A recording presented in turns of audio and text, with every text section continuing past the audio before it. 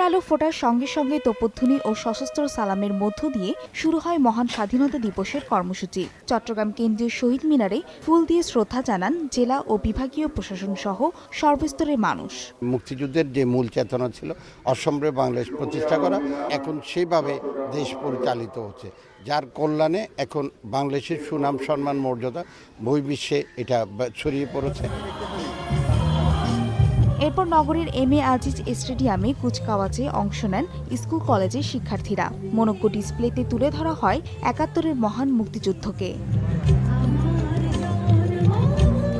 রাজশাহী জেলা প্রশাসনের আয়োজনে শহীদ মুক্তিযুদ্ধ স্মৃতি স্টেডিয়ামে অনুষ্ঠিত হয় শিশু কিশোর সমাবেশ।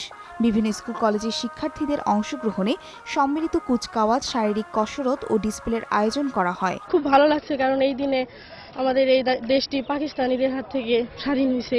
তাৎপর্যটাকে উপলব্ধি করার জন্য, সেই মর্মার্থকে আমাদের মধ্যে ধারণ করার জন্য আজকে এসেছে। নীল আকাশে লাল সবুজ রঙের বেলুন উড়িয়ে খুলনা জেলা স্কুলে কুচকাওয়াজ ও ডিসপ্লের উদ্বোধন করেন বিভাগীয় কমিশনার। এতে অংশ নেয় বিভিন্ন স্কুল কলেজের শিক্ষার্থীরা। এর আগে সকালে শহরের গোল্লামারী স্মৃতিসৌধে শহীদদের ফুল দিয়ে শ্রদ্ধা জানানো হয়।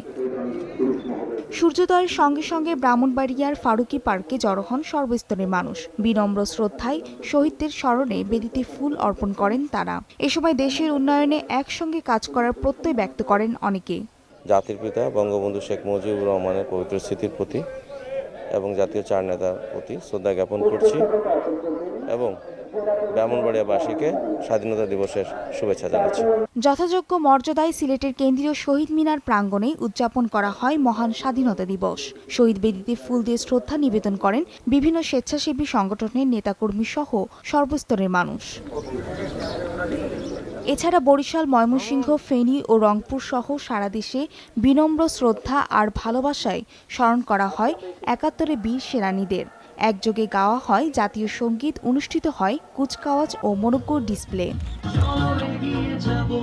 ফারিয়া ফারজানা, সময় সংবাদ।